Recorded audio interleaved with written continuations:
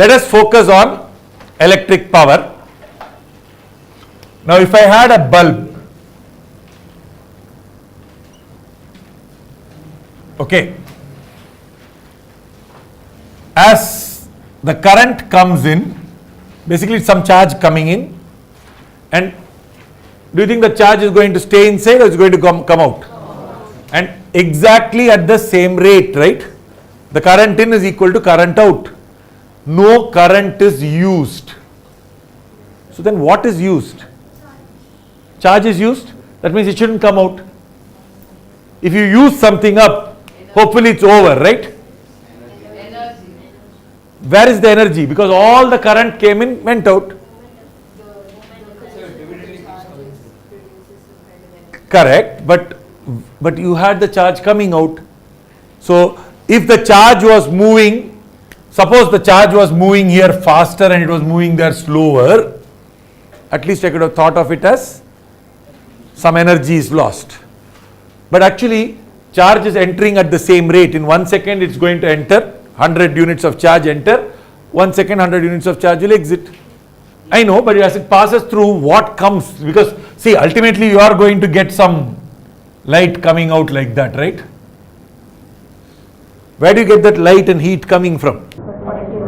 Potential energy. Because this charge that is entering, this current basically means some charge is entering, right? It's only telling you so much charge is entering. Suppose I had 10 coulombs of charge entering in 1 second, then 10 coulombs of charge exit in 1 second. But when they are entering, they actually are at a higher potential. Okay, so you know that potential energy of the charge is Q times V. Do you remember we calculated this? Okay, so the charge here has more potential energy. Suppose I call this 200 volts, 220 volts, half the time we don't get 220. So let's assume that was 200 volts and this is 0 volts. Or let's actually, just for calculation's sake, make this 10 volts. What is getting out of the bulb is only 10 volts. Okay, so the 220 was here, some of it got lost there, so this is 200 volts and that is 10 volts. That means the charge entering had a total energy entry is 200 volts into 10 coulombs. Okay, so that is 2000 joules. Volts into coulombs will give us joules. Okay, now when they are exiting, energy exit equals 10 into 10, 100 joules. So what happened to that 1900? That's what comes out of that bulb as heat and as light. Basically it produces heat. Now the heat can also produce, some of it will basically come out as light.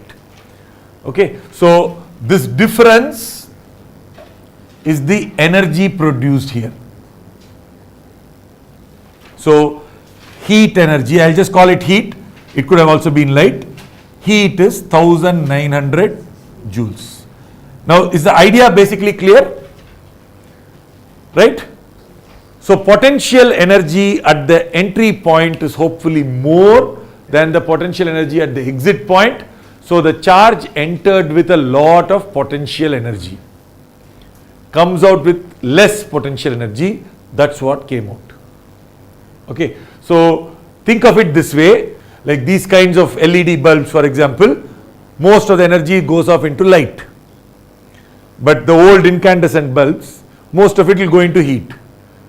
Okay, now if it's a terrible bulb, no heat, no light comes out, only heat comes out. Okay, so we'll assume that it's heat, but it could actually be energy given by electric charges or forces there into some other form.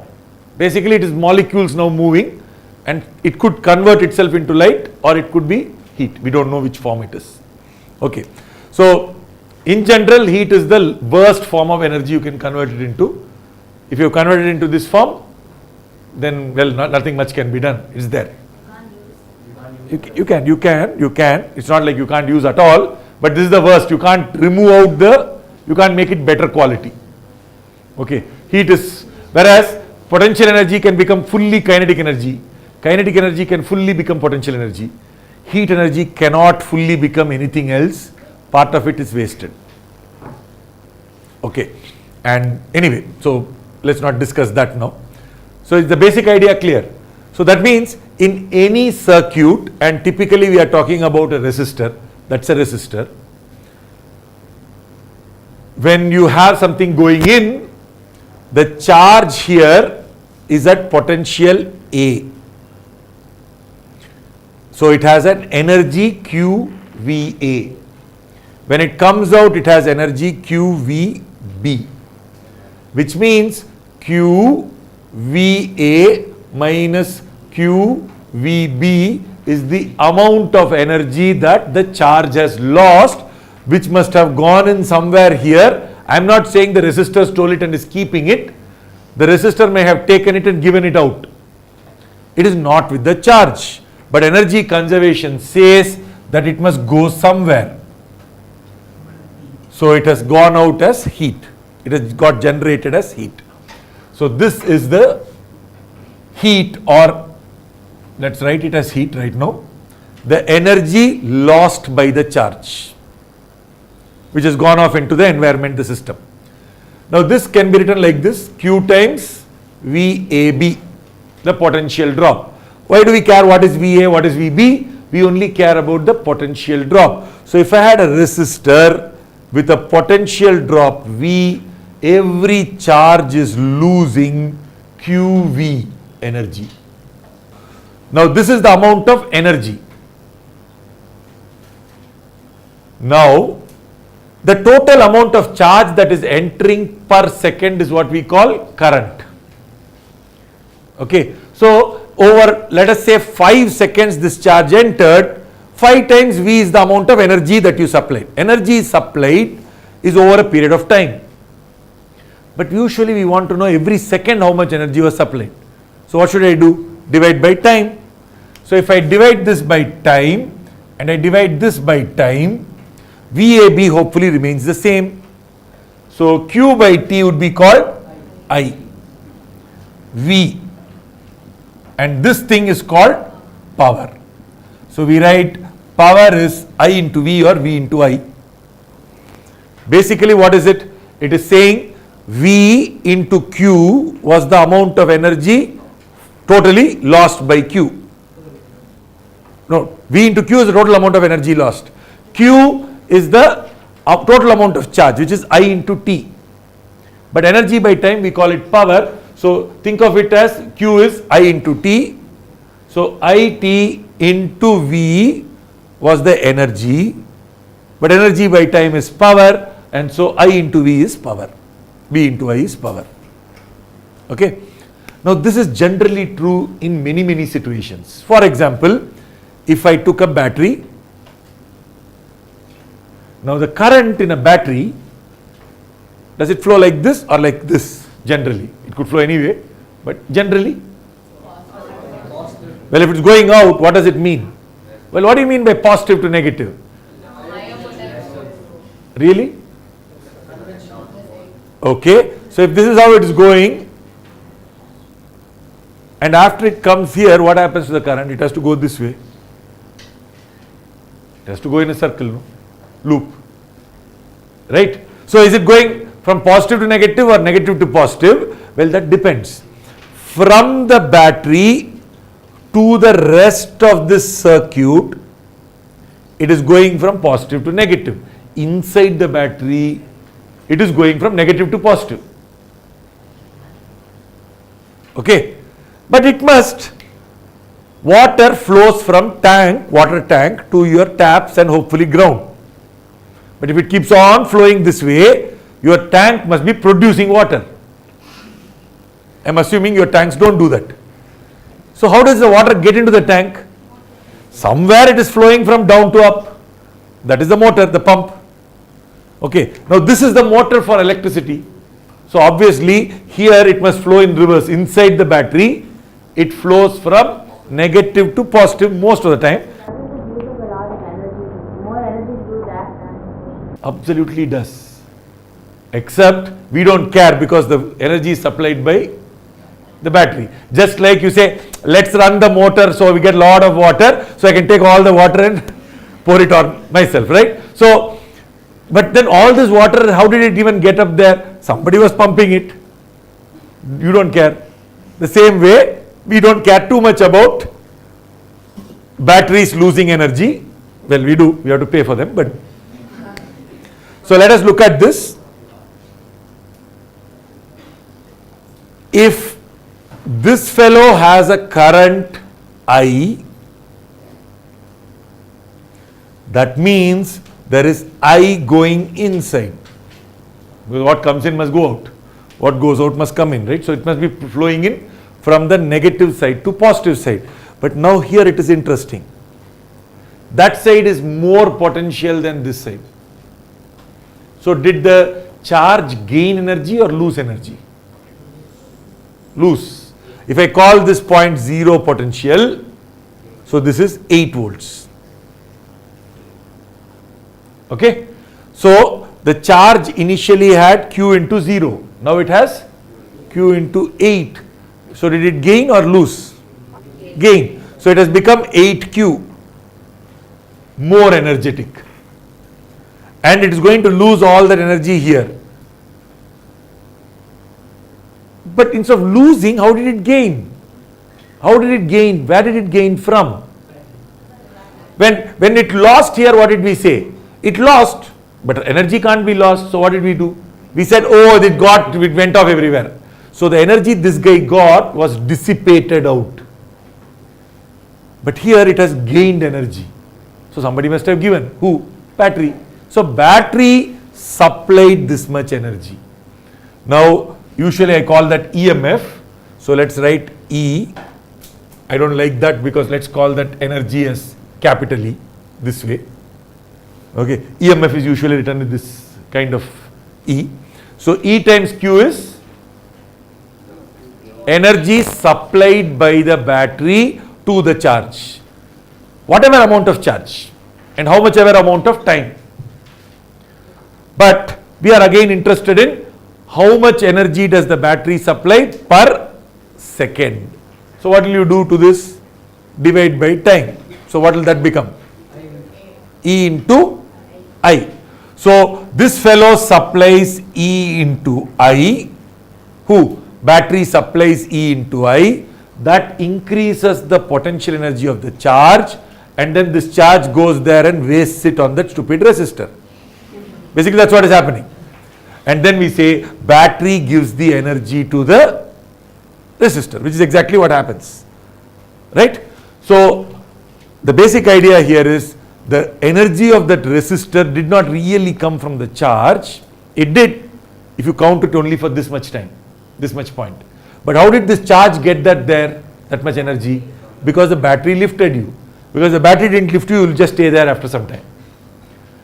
The battery lifts you up and then you lose it there. Then you lift you up, lose, lift, lose. So you are taking energy from the battery and using it up in the resistance. The power supplied by the battery is E times I. The power used by the resistor is V times I. Are they equal? Are they equal? Well, it depends on whether you had only one battery and one resistance. Suppose I had one battery and two resistors. Some of this current will go there, some will go there, and so on, right? So you will end up with this power that the battery supplies will probably go into power lost or spent by one resistor plus power spent by second resistor. Sometimes what happens is you might have two batteries.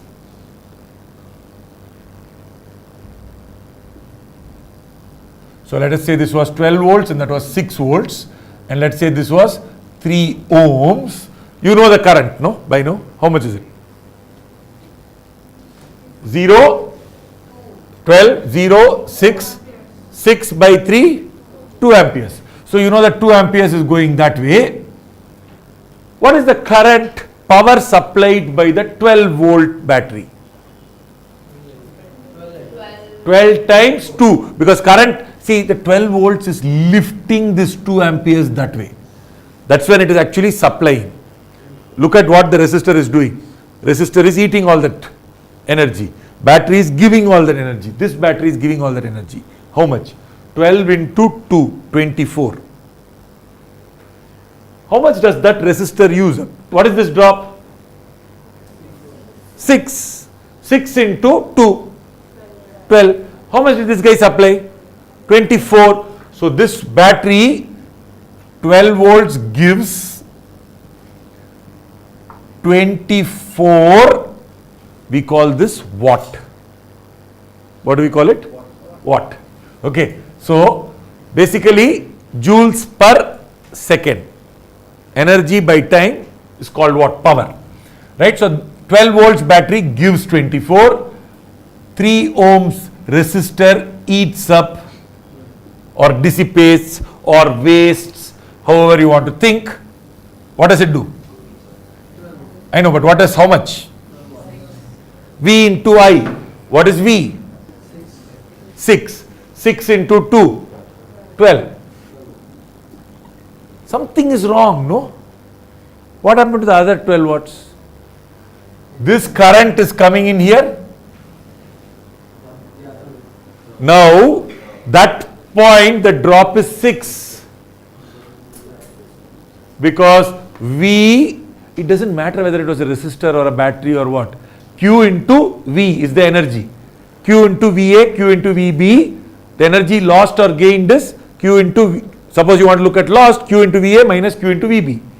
This is 6 more and this is 6. It's 6 less than the other one, right? So if I call this 0 and call that 6, the energy there is Q into 6, the energy there is Q into 0. You lost energy because the current is entering. Here the current was entering from low to high. Here current is entering from high to low. So that means this charge lost some energy. How much? 2 times, this is 2 amperes, times 6 volts. So 6 volt eats 12 watts. How can a battery eat up some of the energy? It could have, but right now this fellow is eating up the energy. Now if it was a good battery, okay, then probably it is storing up the energy. We call it rechargeable batteries. So when you take your cell phone and plug it in, it is eating up that fellow's power. Well, it is taking power from there and storing it here. Hopefully it's not wasting all of it. But if you took a regular battery and connected it, it will lose that energy and it will just make it heat, and it will also waste it and not store it. Okay, because it doesn't know what to do with it. So this, but the point is, this guy is 24 watts, is going into 12 watts here and 12 watts there. Need not always be equal. So can batteries eat energy, take energy, or should batteries always give energy? They can do both. If the current is coming out of the positive end of the battery, which means current is actually inside the battery going from the negative side to the positive side, that means the battery is supplying energy to the charge. On the other hand, if current is entering into the positive side and going to the negative side, then the current is supplying energy to the battery, but we don't know whether the battery is capable of taking it. Like resistors are not capable of storing energy. You supply, what will they do? They'll become very hot and give it off to everybody else. Correct? So that's basically what a resistor does. So we know resistors definitely waste it. Batteries might waste it, might store it, depends on whether they are nice rechargeable batteries like cell phone batteries or usual AA AAA batteries. Now if you take AA AAA batteries, you take a 6 volt thing and 3 volts thing and connect it, 1.5 volts and 6 volts and connect it. This fellow is just simply going to waste. It will just become hot. Okay, so correct, but you see the flow of current was not decided by us. This guy was 12 and this was 6. Okay, but if you put 3 6s here, then the current would go that way, then these guys will supply and that fellow will start eating the current. I mean start eating the power. Well, what if it was equal? Actually it will turn out no current. So the batteries are now very happy, they are not supplying any current. Okay, but the resistor is also not wasting. Resistor will waste only if there is some current going through. Okay, now see, when we got to this point, it was nice and simple to use V into I. Please keep in mind with batteries, V into I could be negative or positive. These two fellows are positive power wasted. No, unfortunately, the way we are going to treat is wastage is positive. Doesn't sound right. Okay, this poor fellow gives energy and we are going to call it negative. Okay, we want to know how much power is generated. Well, of course, it's not always, because I want to know how much power is generated for my use. So, if you are basically switching on a heater or boiler, right? You want the boiler to get hot so that the water can get hot. If it says, no, I don't like wastage, okay, so I will take all this power and I will store it. So, the water will be supplied to you cold. Now, you don't particularly like that kind of a boiler. So, the basic idea here is this, while it's wastage, is still sometimes important, because we want to know how much heat is generated. Right.